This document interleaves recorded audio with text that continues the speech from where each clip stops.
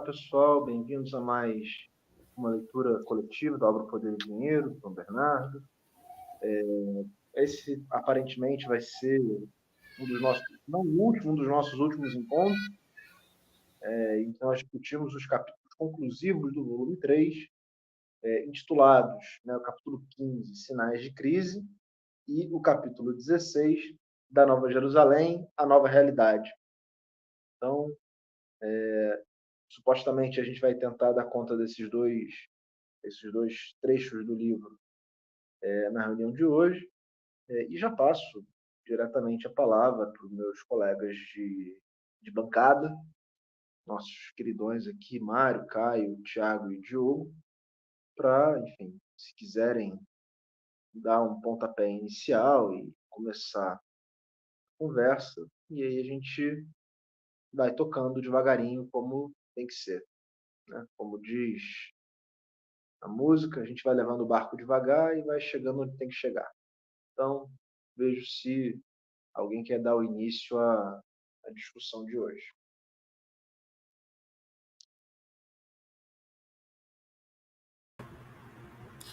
Como sempre, aquele silêncio constrangedor, né? Parece que o Thiago está preparado para fazê-lo. Dessa vez eu abri o som justamente para evitar esse momento constrangedor do Mário dizer que eu seria o primeiro, mas não deu tempo. Bom, gente, assim... Eu te conheço já tem uns bons anos, né? Já se tornou meio previsível, queridão. Eu conheço suas piadas, o repertório, as variações do repertório de piadas. Tem que renovar. Eu vou te dar um livro de piadas novo que saiu aí. Tá ótimo. Fora as variantes das histórias, né, Thiago? Porque o que sempre foi um açougueiro de Ramos, na versão que ficou documentada, registrada, gravada, virou um peixeiro. Claro, né? Claro. Veja a força da história oral, né? É isso. É que em Ramos, todas as carnes, inclusive a humana, são vendidas no mesmo ponto. Entendeu? Tanto o peixeiro é também açougueiro, é também matador. Todas as carnes em Ramos são comercializadas no mesmo estabelecimento. Falta especialização no trabalho, né? Isso. Bom, gente, agora voltando aqui para o capítulo 15, os sinais de crise, eu acho que dá para a gente começar a conversar aqui. Primeiro, eu vou dizer que é uma satisfação muito grande chegar ao final da leitura do João Bernardo. Até porque, na maior parte das vezes, nos últimos anos, a leitura, embora tenha sido sistemática, geralmente o que acontecia é que, quando eu tinha que escrever algum artigo, ou tinha que fazer alguma reflexão mesmo durante a tese, eu ia para capítulos muito específicos que me interessavam. E essa leitura coletiva permitiu que, pelo menos para mim, imagino para vocês também, uma visão de conjunto que hoje é muito difícil, né? O pessoal já está dando aula, né? Sabe que hoje é muito difícil a gente ler um livro inteiro. Não estou nem falando de 3 volumes, mas ler um livro inteiro num curso de graduação. Isso é praticamente raro. Eu imagino que nem nos cursos de pós-graduação, né, nas disciplinas que a gente cursa, isso esteja acontecendo mais. Acaba sendo, não vou dizer que melhor ou pior, mas acaba trazendo alguns problemas também na forma como a gente encaminha a leitura de certos autores. Mas fico muito grato aqui pelo coletivo, porque a gente conseguiu encerrar essa longa jornada. E aí, eu diria que, para começar a reunião de hoje, esse capítulo 15 já mostra uma das boas inversões que o João Bernardo faz, talvez de um dos temas mais clássicos, que é a crise do século XIV. Em geral, essa crise do século XIV é atribuída pelos autores não marxistas a questões demográficas, né? E também, muitas vezes, a questões climáticas, né, que são evocadas como elementos causadores dessa crise ou potencializadores, e que teriam como o elo, digamos assim, fundamental, ou pelo menos um potencializador máximo, a peste que acontece. Então, ele seria um catalisador e muitas vezes é um ponto de virada, pelo menos na maioria desses autores. E o João Bernardo começa esse capítulo invertendo a lógica. Ele diz que, do ponto de vista da classe dominante, isso foi uma crise. Mas, do ponto de vista da classe servil, esse foi um momento de muita dinâmica e diria que, se a gente observar um pouquinho mais à frente, que para ele seria um momento em que a classe servil, e talvez mais além, eu diria, conseguiu se organizar de forma significativa e teve melhorias nas suas condições materiais. Eu acho que aqui, nesse capítulo 15, ele começa a reavaliar o que seria, então, por exemplo, o fato de uma série de aldeias terem sido abandonadas, né, o que é tradicionalmente visto como uma queda na demografia, para ele é uma reorganização dos habitats, e aí seria interessante discutir isso, pensando nos últimos, nos últimas, nas últimas escavações que a gente tem acesso, né, que aconteceram. De qualquer forma, eu acho que para mim isso foi o que mais me chamou a atenção nesse capítulo. O fato de que ele contesta uma interpretação já clássica, mas ao mesmo tempo, e aí eu acho que isso é interessante pensar, Mário, que conhece essa discussão muito melhor, já deu um curso de transição várias vezes, o fato de que ele se vincula à tese do capitalismo agrário. Porque no final ele vai mostrando, apesar dessa melhoria de condição, né, da classe servil, tem um elemento dentro da própria comunidade que vai desestruturando essas relações e que vai potencialmente criar relações de tipo novas, né? E aí seria esse campesinato enriquecido, né? As camadas mais abastadas dessa comunidade, que seriam esse elemento que potencializaria novos tipos de relação social ali no seio do regime senhorial, né? E, enfim, eu acho que é a forma como eu estou enxergando esse capítulo 15, né?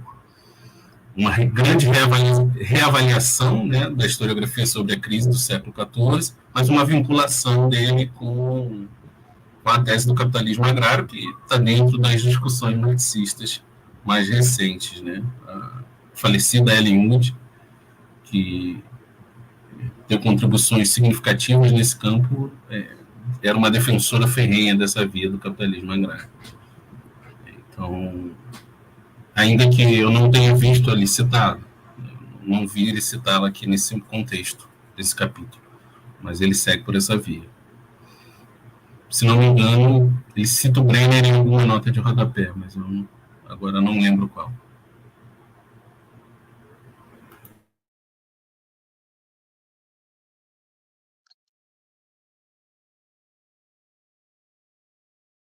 De fato, ele vai pela linha do capitalismo agrário, né? E, e achei interessante isso, né? Eu tava, pelo menos eu não tinha percebido muitas pistas nessa direção antes, né? Porque parece que, fruto da própria dinâmica de reordenamento que se dá nessa conjuntura de crise, é inclusive a potencialidade de se vincular, de que artesãos, de que se invista nas oficinas rurais. Então, isso é um elemento chave interessante. E sobre aquela referência que o Thiago fez de da crítica que se faz à tese demográfica, né? Então, ele tem alguns trechos bem interessantes aqui e faz lá referência de certos historiadores que projetam para causas naturais, né? Então, desastres, questões demográficas, e se escondem por trás disso, né? Colocam um véu sobre os conflitos de classe, utilizando como elementos a natureza, que seria o fator aleatório na história, né? E não enfatizando os próprios conflitos sociais que estão lidados, que é parte desse longo debate da transição que aparece aí em vários autores.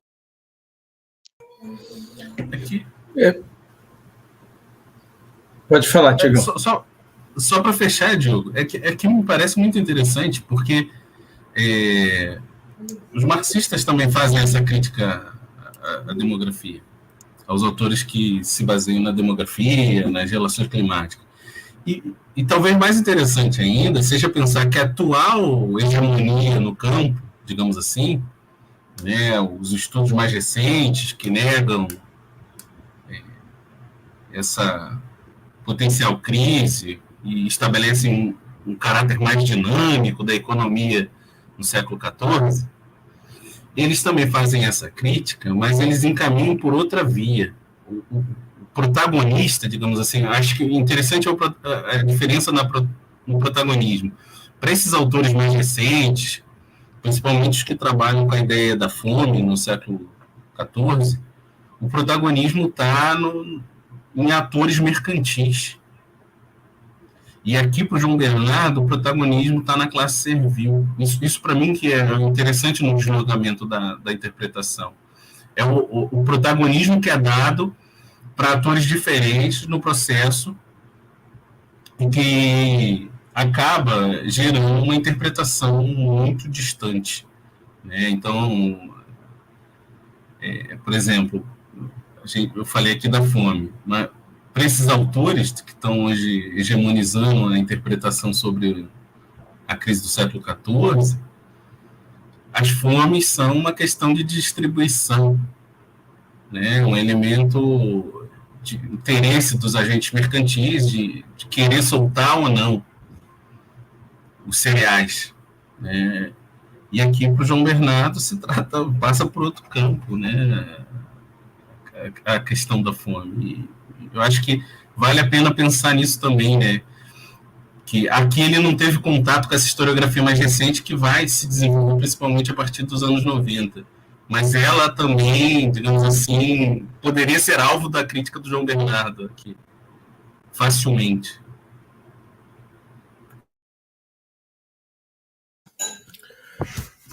Legal, Tiago. E pensando aí no que você estava falando, né?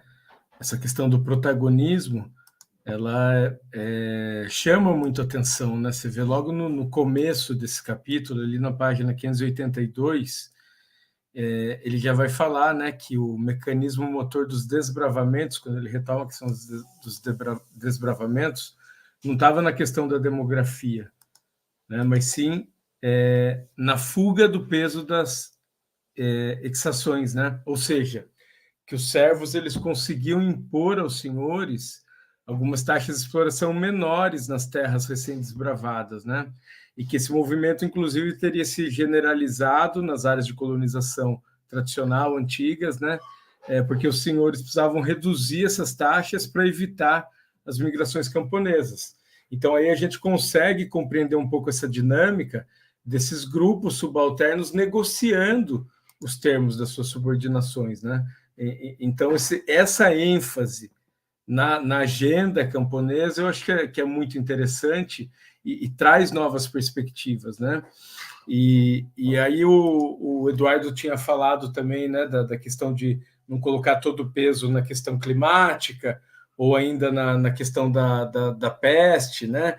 Ele já começa a falar da imposição das exacções mais pesadas naquele período de retração econômica, né? Já no século XIII. No século XIII ele já coloca a multiplicação dos anos de fome, né? Então ele já faz um recorte um pouco anterior, e isso também eu acho que chama a atenção, mais para ir na linha aí do que o o Eduardo e você comentaram que eu fui pensando a partir do que você estava falando, que eram trechos que eu tinha anotado aqui para trazer para a discussão também.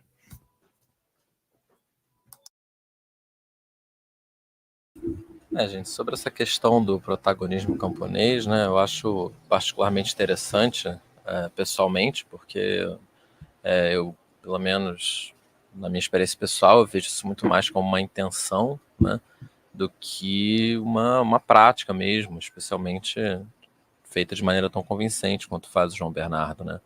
Então tem um trecho na 588 que trata dessa questão, né, e também de outros temas abordados aí pelo Thiago, que de repente vale a pena a gente ler, justamente porque me parece um bom exemplo dessa, digamos, história vista de baixo, né, história feita a contrapelo, com argumentos bastante convincentes, especialmente porque consegue inverter, né, a argumentação mais tradicional do processo. Eu acho que ficou bem interessante aí.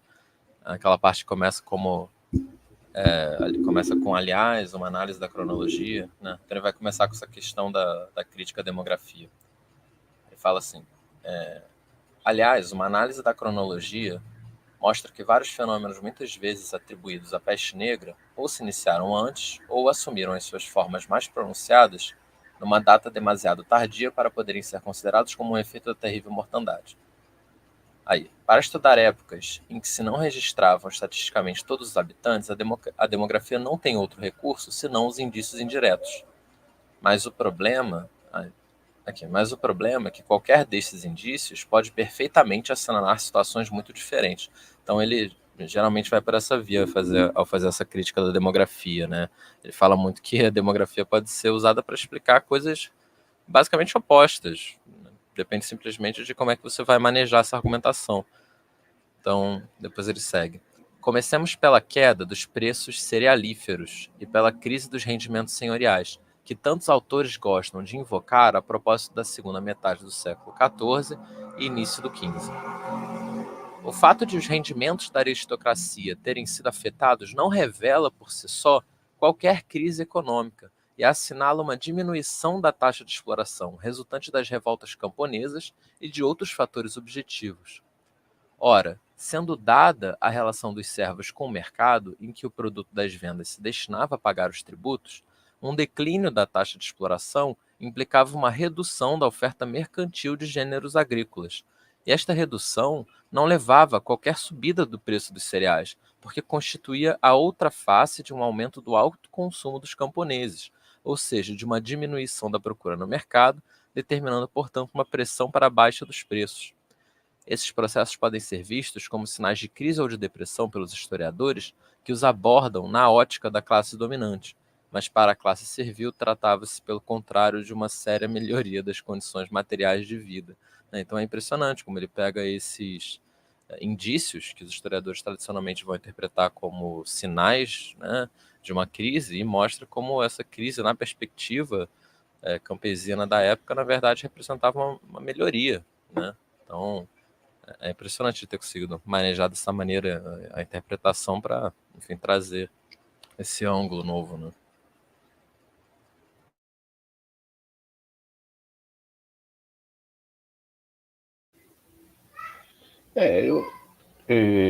Eu acho que, bom, esse encaminhamento em relação à suposta crise, né, porque no fundo é essa, para mim, a questão fundamental que ele coloca, né? A suposição da crise, ou a perspectiva da crise, que crise terá sido essa, se efetivamente ocorreu, né? Mas ela é o único encaminhamento possível, consequente, com a perspectiva prévia que ele assumiu em relação ao período de expansão, né? Porque a historiografia classicamente aborda os contextos do século XI a XIII, o XIV e XV, segundo a lógica dos ciclos econômicos, né? Os séculos XI a XIII, a Idade Média Central, constitui a fase A de expansão, seguida no XIV e XV pela fase B de retração, e a crise, em tal perspectiva, é o momento da virada, ali, apresentado em linhas gerais, ali em fins do século XIV, né? O Legoff diz que por volta de 1370, por exemplo, né, já são evidentes os sinais de uma paralisação do processo de expansão agrícola, né, e talvez ali já começasse a se manifestar uma tendência de queda populacional. Então, o quadro é fundamentalmente constituído nessa oposição, é um quadro em branco e preto, né? Os fatores manifestos na fase A apontam todos no sentido da expansão dos principais vetores da economia e a par deles, né? Da cultura, da política e da arquitetura, né? E de muitas outras, da cultura no sentido, inclusive, das universidades, né? E tudo mais. E a fase B, né? A fase oposta, né? Vai demonstrar retrocessos, né? O Legoff gosta de marcar, por exemplo, que em princípios do 14 caiu, né? Houve uma ruptura e desabou, né, a torre mais alta, acho que da universidade, da catedral que se construiu em Colônia, se não me engano, uma cidade germânica, né, em princípios do século XIV, teria acontecido. O Legoff diz, bom, aí chegou o limite, os limites possíveis internos ao feudalismo teriam sido alcançados, inclusive, no campo da arquitetura, né, com o desabamento dessa torre, que teria ultrapassado lá o limite máximo construído de altura, né, e o sistema de arcos e tal não suportou, essa torre caiu. Né, e para o Legoff, essa é uma referência muito simbólica, né? E essa ideia, portanto, né, duas ideias são muito vigorosas aí. A perspectiva dos limites intrínsecos ao desenvolvimento de um sistema e a ideia de que toda a expansão ocorrida no período anterior chegou ao limite das possibilidades internas ao próprio feudalismo, limites inultrapassáveis, portanto, dentro desse próprio sistema. Né? E assim como para as análises correntes, o elemento demográfico é chave para explicar a expansão, ele será, na sequência, o elemento-chave para explicar a contração. Né? E aí já a primeira questão se manifesta, né? Dessas múltiplas possibilidades derivadas da demografia, o que talvez ajude a entender por que ela é tão frequentemente mobilizada, né? Que aparentemente ela tem potencial para criar nexos explicativos para processos que sejam extremamente contraditórios. Né? Então, a mesma demografia pujante favoreceu toda a expansão e essa mesma pujança vai depois impor a crise, né? A derrocada e tudo mais. Então, acho que na medida em que se rompe, né, com a centralidade da demografia para explicar a expansão, né, me parece que a consequência necessária é também, né, reavaliar a sua centralidade para a explicação da crise. Né? Agora, eu acho que ele tem sacações muito interessantes em que ele avança a partir da literatura. A gente registrou isso muitas vezes ao longo desses anos, lendo o livro, né? Agora, tem posições aqui que são clássicas, né? Acho que aí a gente tem que considerar o que foi a trajetória da medievalística no Brasil, né? E o que ela implicou com o que se refere às bibliografias marxistas nos nossos cursos, nas nossas disciplinas, né? Porque vocês veem que a base dele aí é fundamentalmente Rodney Hilton, né? Que já há décadas, né, aborda esse contexto e aborda esse contexto já, né, estimando e destacando. Você não dormiu, cara?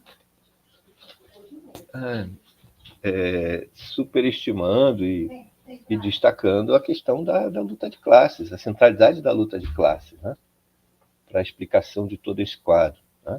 Ora, essa referência está na base, né, daquele que ainda é hoje, por mais ultrapassado que esteja, né, eu acho que ainda é hoje a referência mais famosa dos debates acerca da transição do feudalismo ao capitalismo, que é o debate Dobbs-Suisse, e essa é fundamentalmente a posição do Dobbs, né, que igualmente dá centralidade à luta de classes para explicar a crise feudal. Né? Então, acho que uma certa estranheza com relação a essa via explicativa decorre talvez muito como eu disse, né, na nossa tradição historiográfica, especialmente no que se refere à medievalística, né? A secundarização, se não a ausência total de leitura dos clássicos do marxismo, né? Bom, eu já tive, né, vocês sabem disso, eu já tive mais de um parecer condenando projetos meus pela proposição de que o marxismo é inaplicável à história medieval.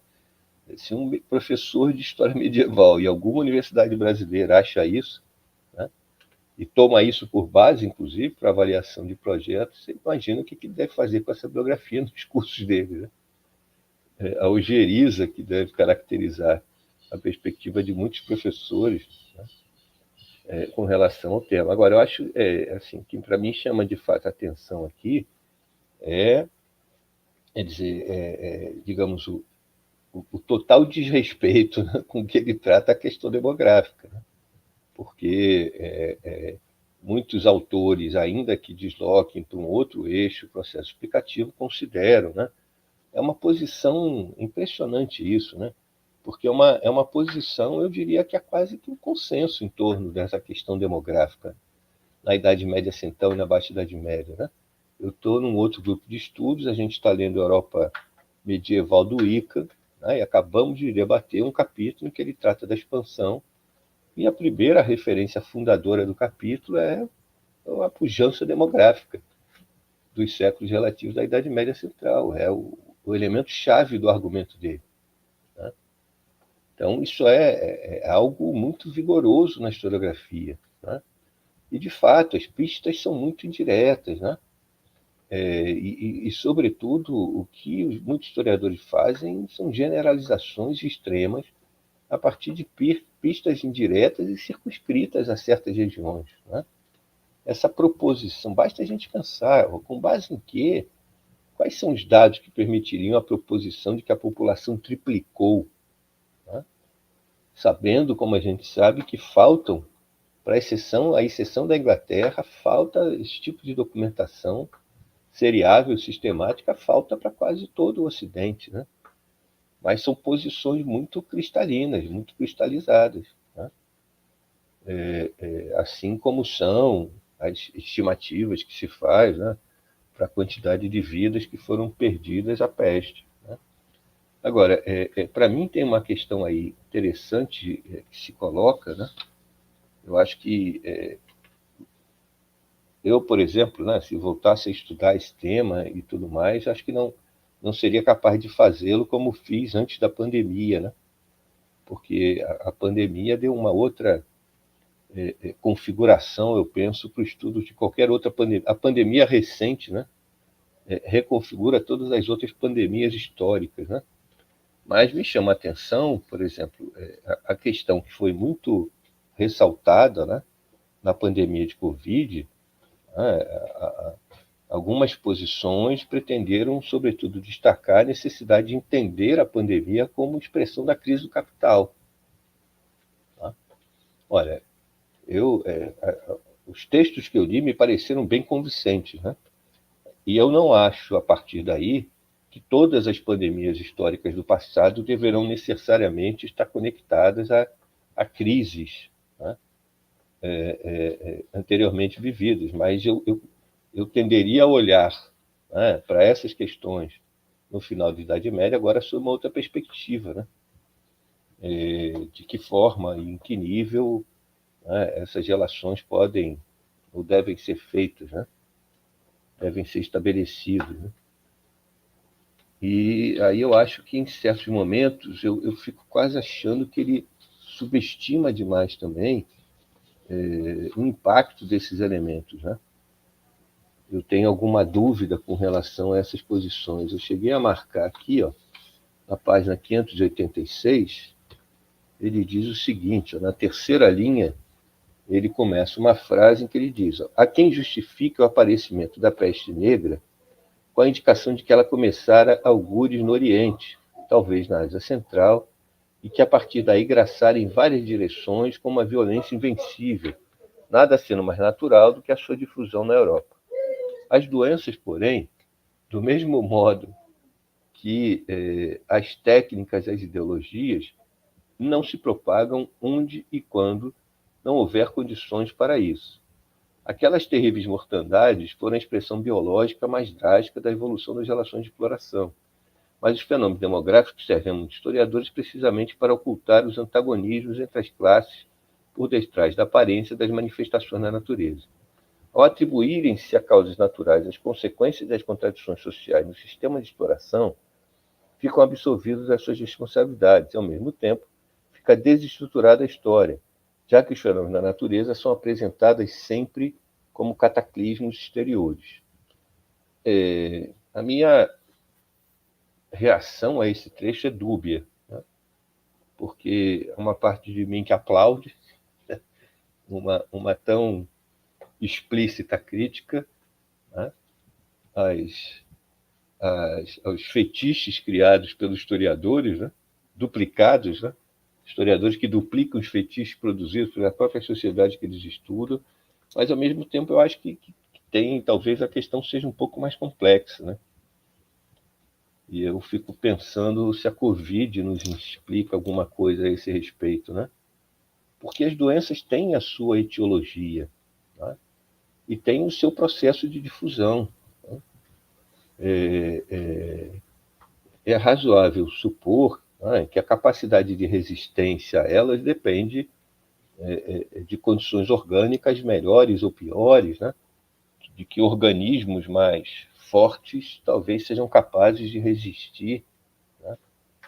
Agora, eu acho que há uma etiologia e essa etiologia tem um potencial de difusão que eu não sei se é tão ajustadamente relacionado com essas condições sociais, uma doença como a peste, né? O que a gente viu em relação à Covid? Né? Morreram fundamentalmente os pobres, né? Como via de regra acontece. Agora, as elites não deixaram também de pagar um certo preço, né? De se contaminarem. Foram pouquíssimas as regiões do mundo que foram poupadas, né, da difusão do flagelo, né? Portanto, eu não sei se, como eu disse, a posição para mim aqui é dúbia. Tem um lado que aplaude, mas tem um lado que fica, de certa forma, receoso também de que não se considere ou de que esteja subestimando, né, o impacto desse elemento, né? Acho que é evidente que há que ser, é um fenômeno social, né? Mas que, dito isso, eu não sei se não há aqui o risco de se secundarizar. Não sei o que vocês acham. Mário, mas da mesma forma que a Covid só se expandiu na dimensão que se expandiu, porque a gente tinha um capitalismo globalizado, integrado, sistemas aéreos, etc., etc., teria Covid ou uma infecção aérea se difundido com o dinamismo que se difundiu, com a velocidade que se difundiu, em poucos meses chegando a todos os campos do mundo, não fosse essa característica do capitalismo do século XXI, acho que é o mesmo processo. Acho que ele não secundariza, mas ele fala, né? A peste não chegou a Moscou pela Crimeia, chegou pela via hanseática. Então ela deu uma volta que não seria a volta de uma difusão, entre aspas, natural, biológica. Ela seguiu as tramas Sim. do regime senhorial. Sim, eu acho que porque para mim a questão é menos a difusão, né? Porque as condições são as condições que estão dadas. Eu acho que a crítica aí em relação ao capitalismo, por exemplo, não é a globalização que ele promove, né? Mas o que é intrínseco a esse processo de mundialização pela dinâmica do capital, né? E aí eu acho que mais do que a questão da difusão é a questão do impacto, né? E aí eu acho que é no que se refere ao impacto que as condições sociais mais explicitamente se manifestam, né?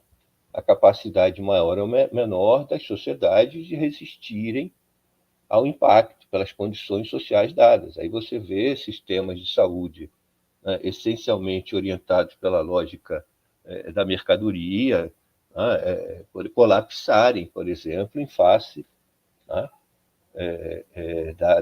da alta incidência da doença. E aí, como é que sistemas que são regidos fundamentalmente pela lógica da mercadoria, como é que o Estado aí é o Estado que tem que reagir, tem que superar em algum nível, momentaneamente, essa lógica e expandir a saúde pública, né? Acho que aí essas questões se revelam. Né?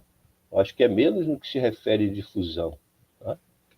Porque a difusão é algo intrinsecamente associado à dinâmica de contatos, né?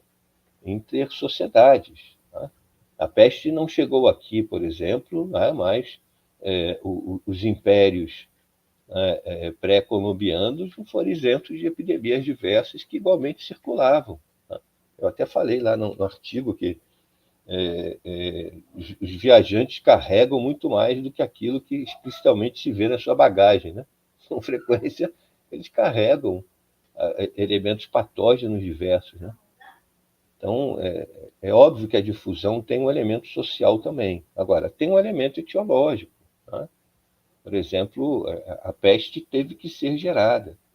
Né? Ela não é a referência que a gente tem, é 1333, o início na Mongólia, né? E há todo um processo necessário para a transformação dessa episootia. O que se sabe foram anos consecutivos de intempéries climáticas. Aí esses elementos começam a contar, que teria, de alguma forma, produzido a dificuldade das condições de reprodução dos roedores selvagens, onde a peste é endêmica. Esses roedores, em busca de alimentos, se deslocaram, chegaram às cidades, e aí entraram em contato com roedores urbanos, e aí a epidemia teve início. Né?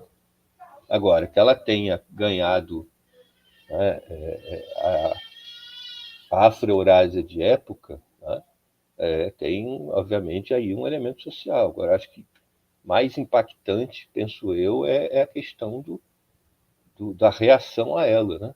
Aí eu acho que é o nível em que as contradições se explicitam de forma mais efetiva.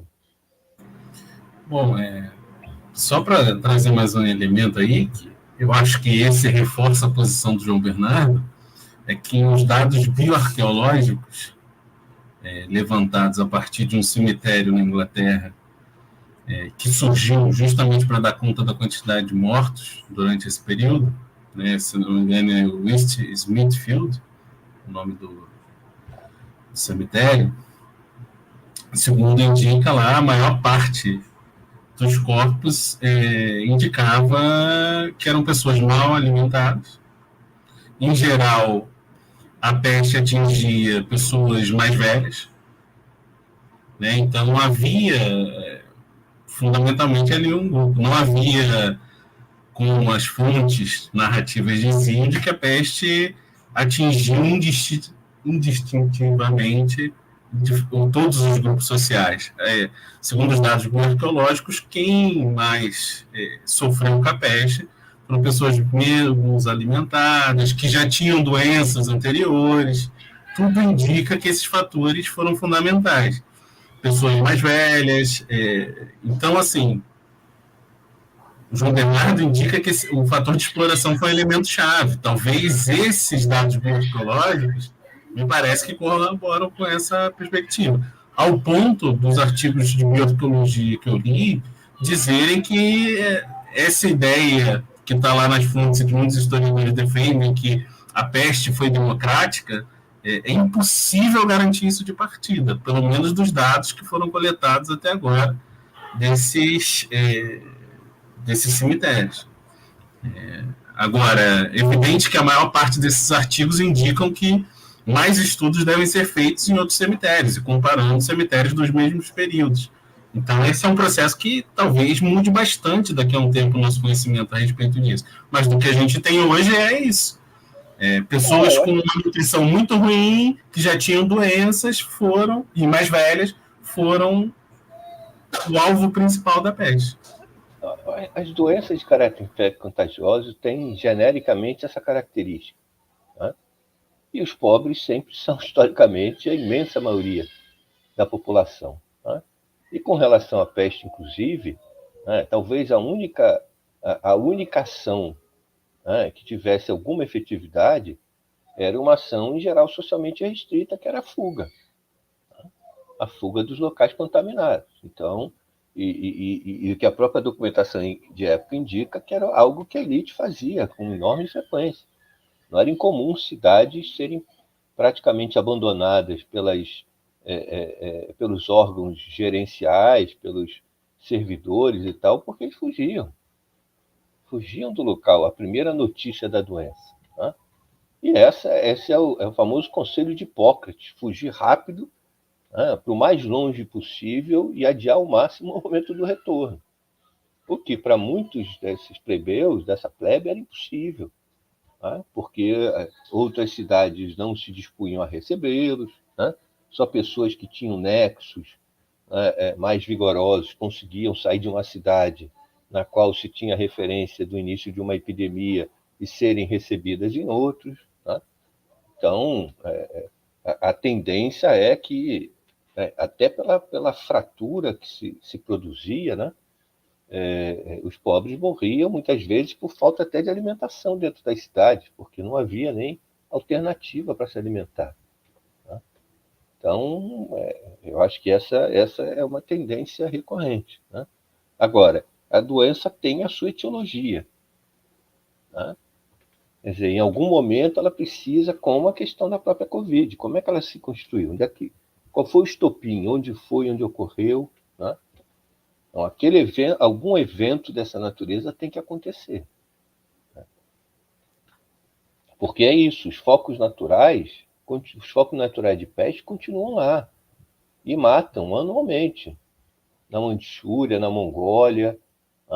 Quando começou a Covid mesmo, houve alguns casos de peste e a ONU ficou em alerta, né? As pessoas anualmente há mortes, no Brasil, inclusive. Há focos do Brasil, em Teresópolis, no sul da Bahia, e há pessoas que morrem, porque entram no habitat desses roedores para caçar e se contaminam. É o mais comum, ou comem carne de caça, né, crua ou mal passada, e se contaminam. Agora, você não tem pandemia todo ano, né? Então, tem um conjunto de elementos aí, tem os elementos, tem o processo da doença também, né? Que eu acho que conta em algum nível.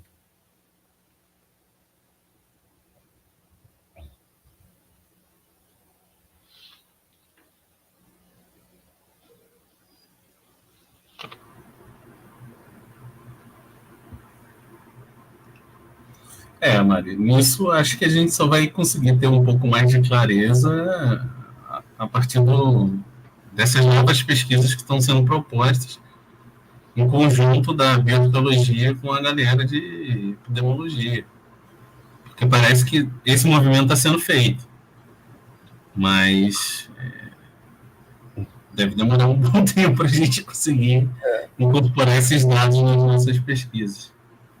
Mas, assim, não deixa de ser interessante o encaminhamento que o João Bernardo dá aqui, essa situação. E mais interessante ainda é que a bioarqueologia, em boa medida que foi esses resultados muito posteriores ao lançamento do livro, quase 20 anos depois, corroboram essa concepção dele de que são as taxas de exploração. A exploração é um elemento-chave para o impacto dessa pandemia. Algo que, a priori, eu, pelo menos, não me recordo de ver de forma tão clara assim esse tipo de abordagem sobre essa temática. Geralmente se atribui o fato de que a peste é um elemento natural, como ele mesmo destacou, e que afetou todas as pessoas indiretamente. Inclusive, cito, eu lembro aquilo, agora eu lembro qual é a citação, mas não lembro onde está. Citam o Boccaccio.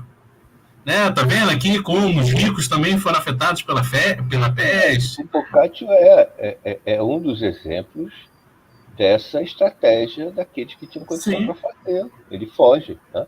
O registro ali, né, do Decameron é de um grupo de jovens, que fogem à cidade e vão se refugiar numa quinta, né, justamente em função do contágio, né? Agora, você tinha referências antigas, né?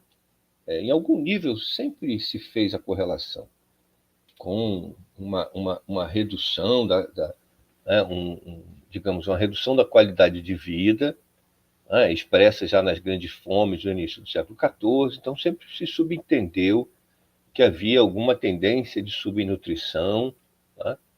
Agora, sempre também se negou à peste, né, esse caráter social marcado que algumas outras doenças têm, né? Até porque a peste, até onde eu sei, não deixa marcas orgânicas, né, que outras doenças deixam nos ossos, por exemplo, né? E aí sempre houve essa discussão, né, de que a peste não respeitou classe social, não respeitou distinção social, matou igualmente. Olha, eu tenho sempre minhas dúvidas em relação a isso, né? Porque é um quadro histórico relacionado a doenças infecto-contagiosas, em que as condições sociais têm doenças que sequer atingem certos grupos sociais, né? E se atingem as condições de tratamento, as condições inclusive de força orgânica, né, criam quadros diferenciados. Mas, enfim, vamos em frente. Antes de ir em frente, só um outro aspecto, né, que a própria fome que está aí, eu acho interessante que, de memória aqui nos manuais, é referente a quebra de colheitas, invernos rigorosos, mudanças climáticas, né? E aí o que ele aponta é a coisa três elementos, né? O avanço dos incultos, o avanço sobre as áreas de cultivo intensivo e estabelecimento cada vez mais de culturas mais restritas, de tal forma que as pessoas dependessem de um único gênero de alimentos. Então, esse para mim é um outro elemento que me chamou muita atenção, né? Não é quebra de colheita pura e simplesmente, mas é a limitação do repertório de ações que a reprodução da vida camponesa tinha à disposição, que foram sendo limitados pelo poder senhorial. Então, esse, para mim, é um elemento muito interessante. Enfim, acho que isso, para mim, foi um dos pontos mais bacanas do capítulo, no sentido de tirar dos elementos estritamente naturais a fome. Porque até tem a referência lá da intensificação da extração, mas a condução para uma dependência de um único gênero alimentício, pelo menos eu não lembro de ter visto em muitos lugares.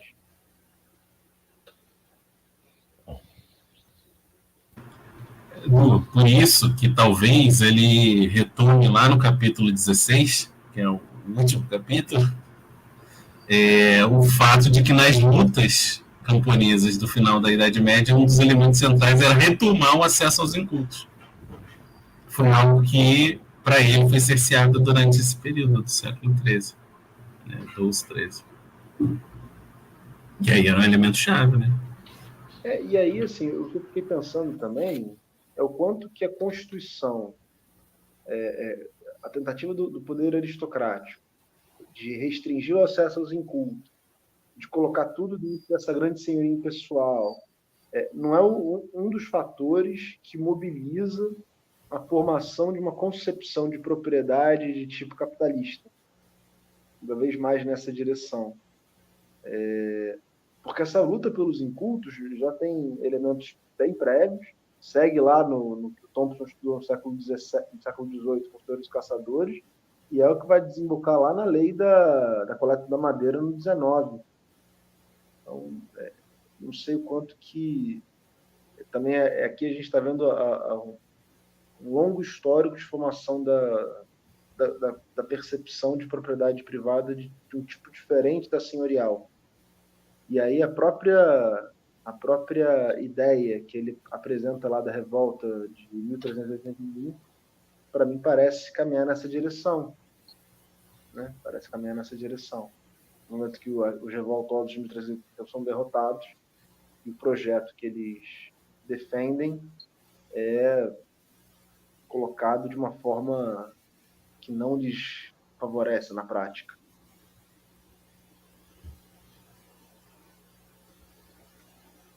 Temos mais um componente. Aí sim, hein? Aí, ó. Ô, moça! Tudo bem? Aí, oi, filhinha. Oi? Ela agora só entende espanhol. Tá aqui, cara, a gente falando, ela fica toda hora olhando para a tela, assim, fazendo alguma gracinha para mim, e aí fica tentando escalar. Falei, deixa eu colocar ela aqui um pouco, vai. Ela vê essa galera que tá falando aí. Essa turma aí que tá falando. Viu? Só tem nego feio. A exceção é o Caio, que é o gatinho. O resto é tudo nego feio. Ó, o Caio é esse aqui, ó, o Mário, o Thiago e o Dudu. Viu? Tem piscadinha para eles? Tem? Acho que não. Não tem. Desculpa a interrupção, gente. Vamos continuando. Ela fica quietinha aí, só a curiosidade dela de dar cara para essas vozes, né? Ela fica olhando para o computador, meu, esse monte de gente falando, eu não vejo ninguém, né? É. Agora ela está descobrindo. E o Caio se aproximou, hein? Cuidado. Cuidado que o Caio se aproximou. Vai, Caio. Não, gente, então, só para fazer alguns comentários sobre o que foi dito já por todo mundo, enfim. Eu acho que também uma questão importante, que talvez tenha passado um pouco despercebida, é que já no início do capítulo 15, tenta relacionar esse aumento da taxa de exploração à necessidade de uma organização de territórios, da ocupação em territórios mais compactos que permitam o poder efetivo da senhoria impessoal, né? Então, essa questão da impessoalidade acaba sendo, parece para ele, um fator inicial que vai explicar todos os seguintes, né? Inclusive, eu achei isso até curioso, mas parece que ele coloca a necessidade do desenvolvimento da senhoria impessoal como algo anterior ao aumento da taxa de exploração. Então, é a necessidade de uma organização territorial que favorece a senhoria impessoal que vai levar ao aumento da taxa de exploração e não o contrário, né? A necessidade da taxa de exploração que leva a senhoria impessoal. Em relação ao que a gente estava falando antes, né, que o Thiago mencionou daquele trecho da peste, eu acho que o mais impressionante daquilo é como ele não mostra, né, nenhum tipo de constrangimento ou receio de de ter um posicionamento muito explícito, né, e que para a gente, talvez mais do que para ele até, em função dos recentes acontecimentos, se relaciona de maneira muito direta com o nosso presente. Então, não só em relação à Covid, mas quando eu li o trecho também me lembro imediatamente da questão do Rio Grande do Sul, né, que ele coloca lá, a questão dos desastres naturais, não lembro qual é o termo que ele usa, mas dos desastres naturais sendo compreendidos só enquanto um fenômeno da natureza e não à luz de uma luta de classes, né? Eu até mandei para os meus alunos e falei, gente, olha só, é isso, sabe? O que a gente tem que fazer é isso, porque a história ela tem que dialogar com o presente, e eu sei que toda história, em última instância, se relaciona com o presente, mas eu acho que a gente muitas vezes tem medo de fazer isso de maneira mais explícita. Acho que isso é um grande erro, sabe? Se o nosso ofício, nossa atividade, como pelo menos eu tenho tentado ver, só tem sentido enquanto significa algo para o presente, né? Então, por que a gente não faz isso de maneira mais explícita? Por que a gente deixa isso para o leitor tentar perceber da maneira mais sutil possível? Eu acho que a gente tem que só... Inclusive, na minha opinião, as introduções e conclusões de teses e dissertações têm que, na medida do possível, falar da maneira mais explícita possível por que aquilo é relevante, né, para o nosso presente, que maneira se relaciona, que maneira dialoga. Eu acho isso fundamental e acho que a gente não deveria se constranger com isso. Então, é algo que ele faz no livro todo, né, mas é sempre as partes que mais assim, me chamam a atenção, mais me interessam, quando ele tem a coragem de fazer isso, né. E claro, talvez em função do que o Mário sempre reforça, que ele não é um sujeito que teve a formação muito vinculada ao espaço acadêmico e tudo mais, mas seria interessante se a gente tentasse aprender algo com isso, né? Não sei qual a opinião de vocês, talvez. Ô, Caio, eu concordo pra caramba com o que você falou, cara, e mandando uma anedota aí, né? esses dias atrás eu fui almoçar com alguns professores da Complutense. E aí entrou no assunto política e tal. E eu tinha conversado com a Rosa, que é a minha orientadora aqui, sobre alguns textos que eu tinha publicado no ano da eleição, em relação ao governo Bolsonaro e tudo mais. E ela comentou sobre isso na mesa, né? E aí tinha um professor que tem uma coluna, acho que no La Nación, alguma coisa assim, e ele estava falando, eu escrevo só... Ele é professor de mitologia, ele trabalha com mitologia e tal, e falou, eu escrevo só sobre mitologia, né, na minha coluna. Eu achei a política um tema um pouco vulgar e tal, e também eu não sou um especialista nisso, eu sou especialista em outra área e tal. E aí eu lembro que na hora fiquei meio assim, né? E aí, né? O que eu falo para esse maluco? E aí a hora que eu estava pensando, né? Que aqui, além de tudo, tem uma dificuldade da língua, então eu ainda penso muito para falar, mas às vezes é bom, porque você demora mais para responder. E antes de eu responder, a Rosa falou assim: mas eu acho que a gente não tem dimensão do que é viver um governo Bolsonaro e da importância de fazer isso que o Diogo fez. Eu achei totalmente legítimo num contexto desse que a gente talvez não consiga nem imaginar. E aí ela, levantou a bola assim para eu poder falar, e aí eu já tinha pensado, já sabia mais ou menos as palavras que eu ia usar, e eu fui exatamente mais ou menos nessa linha do que você falou, cara. Então, assim, eu estou totalmente de acordo, né? Eu acho que talvez o que você levantou aí, que o Mário sempre fala, que o João Bernardo não está tão imbuído nesse mundo acadêmico, liberta um pouco ele de algumas amarras que a gente vai tendo ao longo da nossa formação, cara. A verdade é que a nossa formação na academia vai, assim, também tolhindo a gente de muita coisa, né, cara? A gente vai sendo podado em muitos aspectos e a hora que a gente está reproduzindo uma forma de fazer ciência que está, muitas vezes, totalmente descolada da realidade, né? E aí, às vezes a galera fala assim, porra, mas por que é importante você estudar os visigodos, tal? Os caras falam, não, mas eu estudo com subalternos, tal, começa a fazer algum link com a realidade, a pessoa vê algum sentido. Senão fica assim, puta, que babaquice, né? Por que esses caras se propõem a fazer um negócio desse? Para que isso serve, né? Então, assim, eu tenho uma opinião muito parecida com a sua, cara. Eu acho que é preciso romper com algumas práticas que a gente tem aí na academia. Não sei. Eu concordo totalmente. Nisso. Vai lá, Mãe. Não, cara, eu só ia dizer que as práticas da academia, elas revelam algo que é maior, né? São um sintoma de algo maior. O nosso meio é fundamentalmente conservador, gente, se não reacionário. A gente não tem que ter ilusão quanto a isso, não. Eu posso falar com certeza, eu assino embaixo, afirmo com todas as letras. Nosso meio é conservador, se não reacionário. E não estou falando primariamente da história medieval, não. Estou falando da história em geral. Porque se eu for falar da história medieval, aí eu diria que a situação é ainda muito pior. Ora, o que foi mais desesperador do bolsonarismo, no meio acadêmico, da história medieval, é que as pessoas foram quase que forçadas a se revelar, cara, a tomar posições. Foi constrangedor por isso.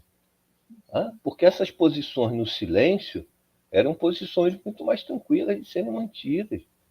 Vocês não tenham dúvida, gente, que muita gente vai fazer história antiga e medieval para se refugiar no passado. São pessoas conservadoras, se não reacionárias, que dominam o meio. O bolsonarismo, em juízo, criou um mal-estar, porque muitas pessoas, em muitos aspectos, não teriam dificuldade de lidar com ele, mas Bolsonaro parece ultrapassar as raias da possibilidade. O Ricardo Costa diz que só rompeu com o governo quando ele começou a negar a ciência, porque ele pode admitir o Bolsonaro em tudo. Ele fez arminha, tirou foto fazendo arminha, mas quando negou a ciência, aí afetou a posição pessoal dele. Como eu sou um cientista, aí ele está me atingindo pessoalmente. O nosso meio é isso, não tenhamos dúvida, gente. E é isso, inclusive, no fato do que predomina em termos de temas de pesquisa, perspectivas de pesquisa. O que predomina entre nós? Eu discordo de você, Caio, num certo sentido. Eu digo isso em sala de aula. Se você, num projeto de pesquisa, precisa elocubrar muito para ser capaz de apresentar uma justificativa social para o seu projeto, não apresente. Não apresente, porque vai ser pior. Porque grande parte dos projetos desenvolvidos na área não tem mesmo como apresentar justificativa social. E aí as tentativas, nesse caso, são terríveis, porque são bizonhas, são bizarras, porque não tem, de fato, condição de construir nada por essa via. Então, eu acho que a gente tem aí é uma manifestação, é um efeito de uma situação que é prévia. Por isso, certas vertentes analíticas, por isso a história feita a partir de certas perspectivas não tem espaço. Tem um espaço que é subalternizado, tem um espaço que é muito secundarizado. Está aqui, ó, quantos medievalistas brasileiros, Caio, leram João Bernardo? Quantos? Nem dentro do nosso grupo a gente conseguiu. A primeira reunião que a gente fez, a primeira discussão, o mal-estar que essa obra causou, e era visível nas pessoas, o mal-estar de lidar com essa forma de fazer história, que parecia arrogante, a gente não conseguiu ter a segunda reunião, só houve uma, e o grupo acabou na primeira reunião. Ele não foi lido nem entre nós. Teve um cara que escreveu uma resenha em inglês com a perspectiva de difundi-lo em países da língua inglesa com a intenção de mobilizar uma potencial tradução. Essa tradução não aconteceu, e ele, em Portugal, então, eu afirmo que em Portugal ele é menos lido. Eu duvido que algum medievalista português conheça essa obra. Duvido. Então, acho que são posições dominantes, né? E aí é um efeito colateral. E essas pessoas se sentem... Quando esse rapaz diz, não, eu sou especialista em mitologia, as pessoas se sentem autorizadas, sentem legitimadas a sua abstenção. E toda abstenção é uma tomada de posição, que vai numa direção que não é a nossa. Então, não vou falar mais nada, não, Tiago. Eu não falei nada. Não, o que você escreveu aqui, ó. O que você escreveu. Não, mas aí eu escrevi de zoeira, né? Acho que não aconteceria isso. Embora muitos desejassem. Não, eu queria destacar também que eu acho que a própria formação do nosso campo, e eu já ouvi isso de várias pessoas de diferentes áreas, de que uma história militante não é possível de ser feita. E eu não sei como isso acontece em outras tradições acadêmicas, uma história militante. Como se uma história supostamente não militante não militasse, né? Exatamente. Mas, de certa forma, eu tenho a sensação que na tradição historiográfica brasileira, isso já é rejeitada de partida, como se toda história militante fosse necessariamente uma história ruim e não bem feita. Bem nessa pegada.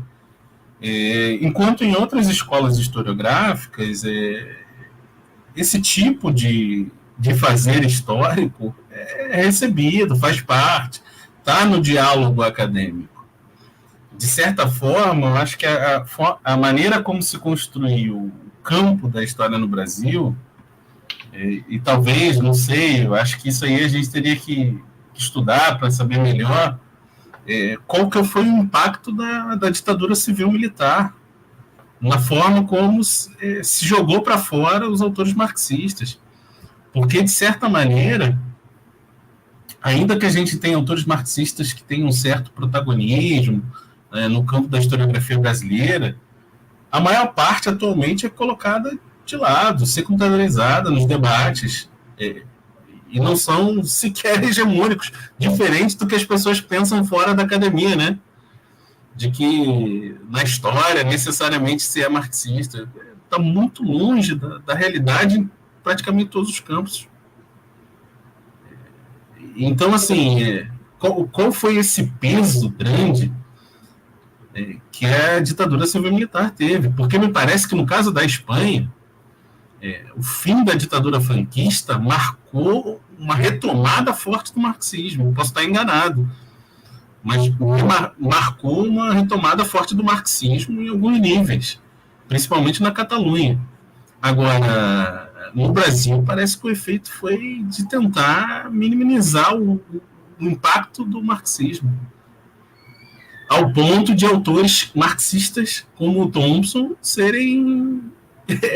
sofrerem um processo de desmarxização. Né? Para mim é muito sintomático o Badaró ter que escrever um livro para dizer o óbvio que o Thompson é marxista. Chega a beirar o absurdo isso, mas enfim, é a forma como eu estou enxergando. Acho que a própria ideia de uma história militante já é rejeitada de partida. Então esse diálogo já é encerrado aí. Então, se virou essa chave, você já está errado, porque você não está fazendo uma história, né? E acho que isso tem a ver também com a própria ideia do método científico, né? De uma pretensa isenção do historiador, como se ele se distanciasse, ou fosse possível se distanciar do objeto de estudo de uma forma maior ou menor, enfim. Fez-se e segue se fazendo, né? O Fanon não virou autor decolonial? Por onde foi essa perspectiva decolonial? E agora ainda com as críticas ao eurocentrismo, né? Então, as coisas só se exacerbam, né? Só se radicalizam numa certa tendência. Né? E isso me lembra, Mário, a Ellen Wood, uma referência que ela faz de que o capitalismo ele consegue pegar essas vias identitárias e acomodar ela muito bem dentro da sua dinâmica possível de crítica. Ou seja, para ela, o capitalismo consegue suportar níveis de crítica, mas a crítica fundamental é impossível de ser realizada. Por isso ela é rechaçada de partida, porque ela coloca em xeque o próprio sistema capitalista. Então, é possível suportar críticas identitárias, isso na concepção da Ellen Wood, tá? Suportar esse tipo de crítica interna, mas quando se coloca em xeque a própria reprodução do capital, isso é jogado para fora. Críticas reformistas são possíveis, né? É uma via, inclusive, que o capital explora e se reproduz com base nela. Você não tem empresas aí que levam um selo de respeito à natureza. E o capital explora essa via. O reformismo é algo com que o capital lida muito bem, né? Passagem aérea, que loucura, assim, ó, o nível de emissão de carbono e as que emitem menos você paga mais caro, porque você está pagando mais caro para salvar a natureza. Então, assim, olha que doideira, né, cara? A nossa área e a questão se exacerbou nos últimos anos, né? Como eu falei, o Bolsonaro causou um mal-estar generalizado também a esse nível, né? Mas eu cheguei a perceber, por exemplo, debates que aconteceram. A ABREM expediu uma nota, numa dada altura do governo Bolsonaro, né? Eu já nem me lembro qual foi a questão específica, mas a ABREM chegou a se posicionar e tentou encaminhar uma nota nacional. E depois, primeiro, ela foi objeto de uma série de intervenções, né, apaziguadoras, e por fim, eu acho que nem foi publicada, porque muita gente se opôs, disse que não ia botar ali em público a assinatura. Né? Alguns com argumento até de medo, de perseguição, coisa do tipo. Né? A nossa posição, a posição da nossa área dentro do quadro geral da história é especialmente... E história antiga também, né?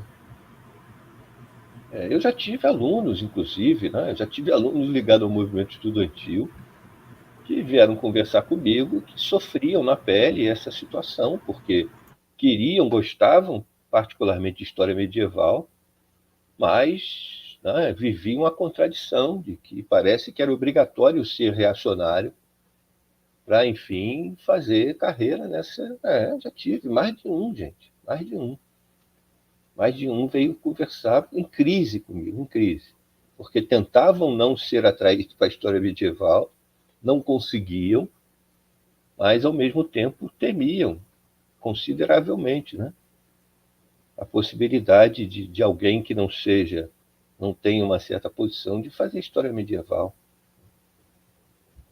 Mais de um. Enfim.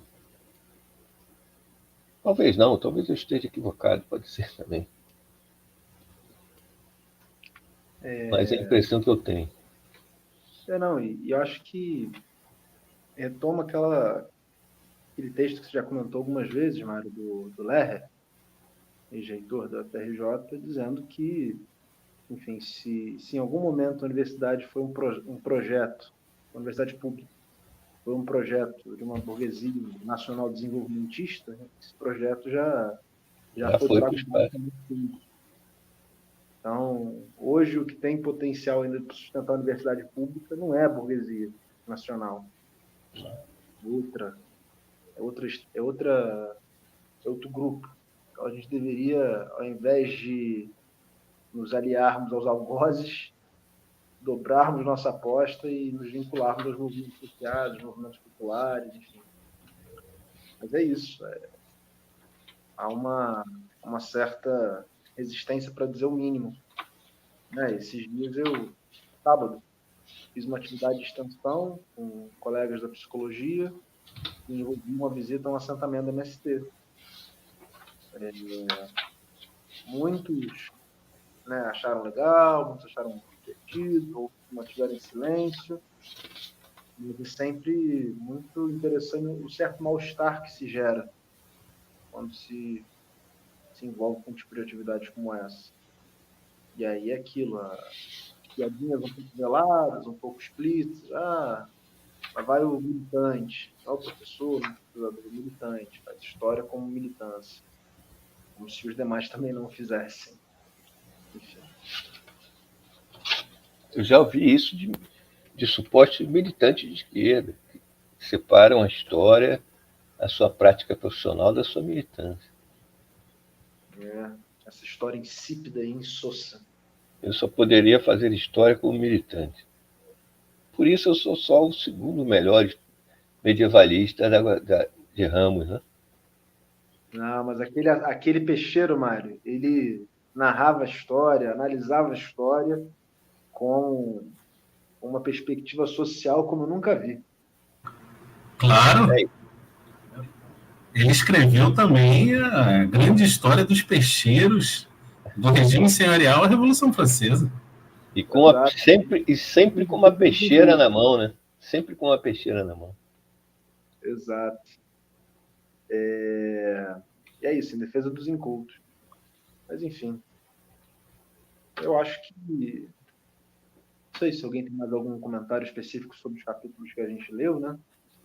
Mas eu acho que a gente pode, talvez em alguns poucos minutos, não sei o que vocês acham, avaliar um pouco o conjunto da obra, ou a gente tira um dia para fazer isso.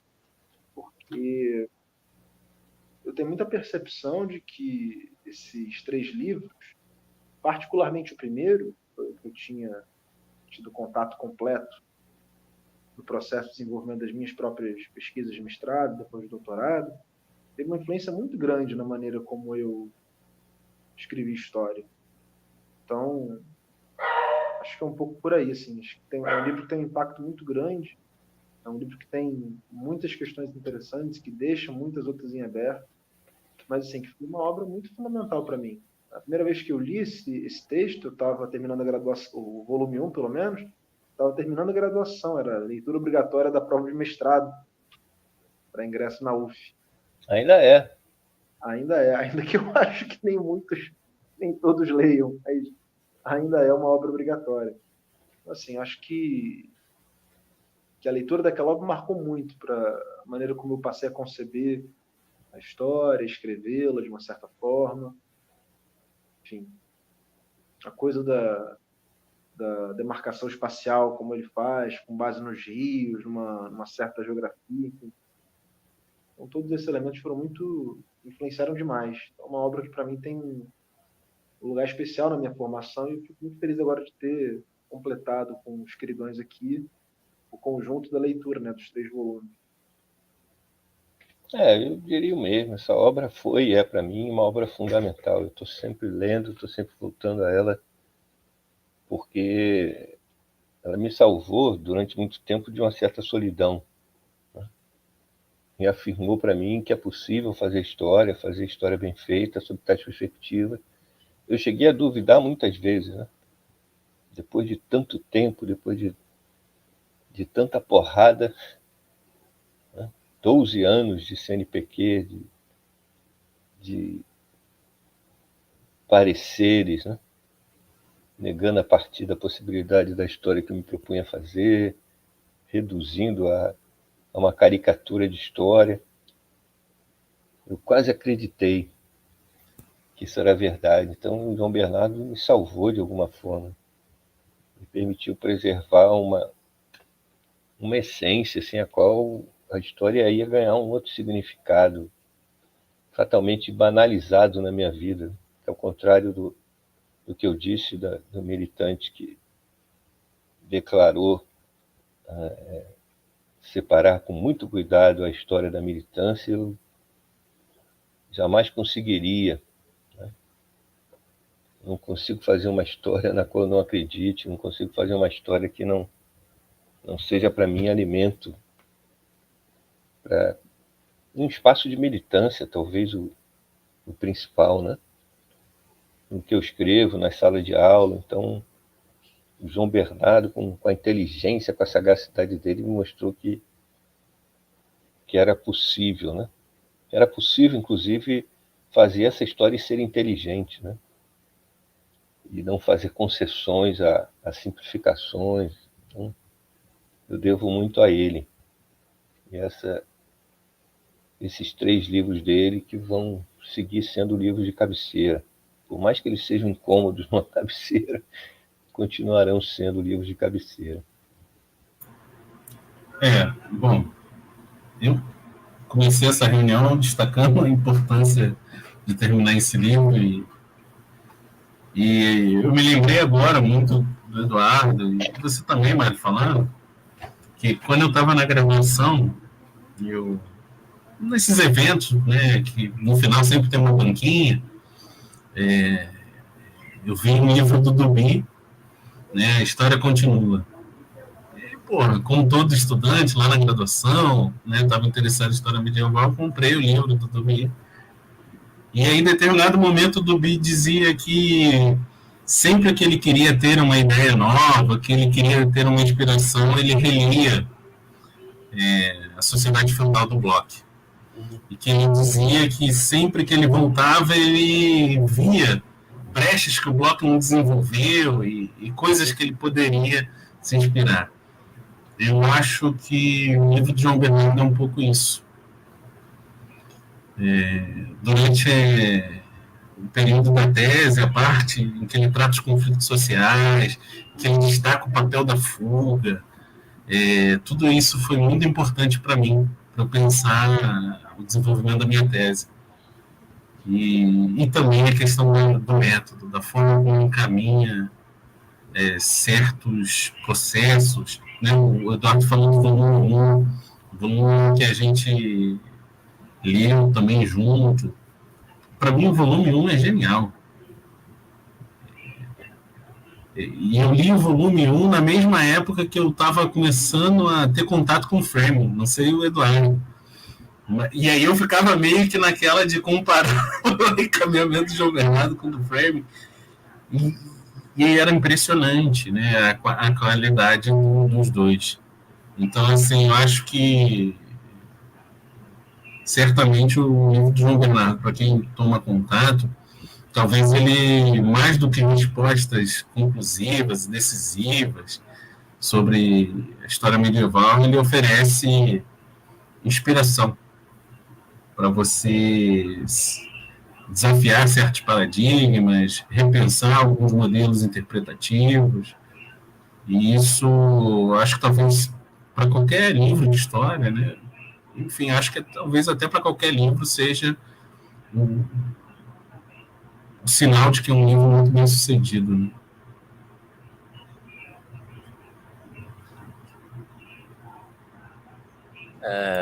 Bom, gente, então, como vocês sabem, eu comecei a acompanhar, quer dizer, eu já assistia, né, as reuniões de vocês antes, mas comecei a participar já na segunda metade do segundo volume, né, então não participei desde o início, mas eu quis participar porque a discussão de vocês e a obra em si me chamava bastante atenção, principalmente pelo rigor que parecia apresentar, né?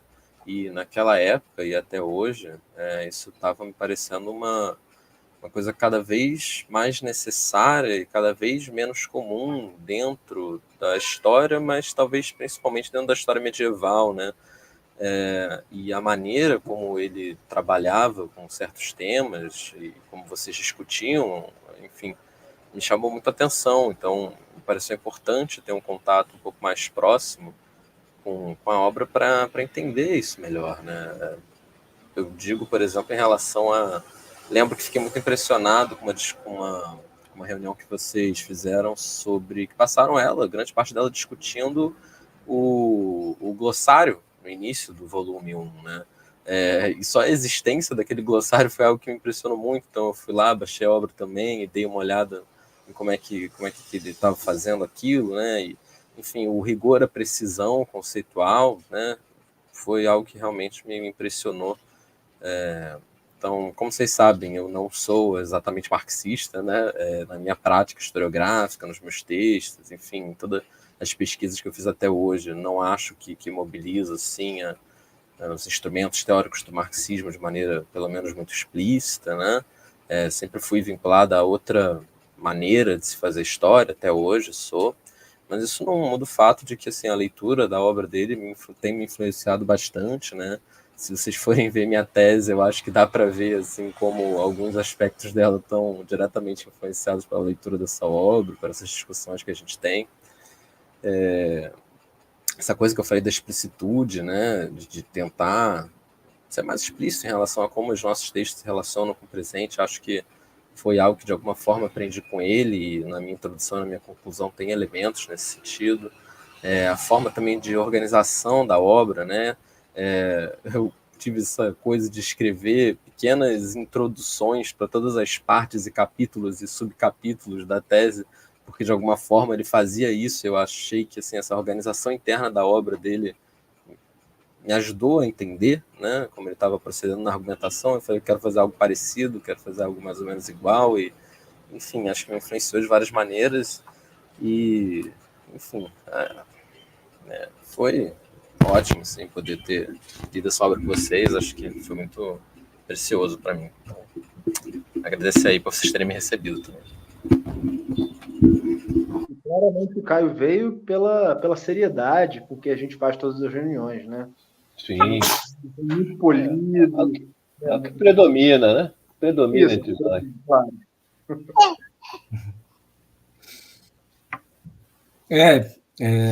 Eu também peguei a discussão já iniciada, já tinha tido muitas reuniões.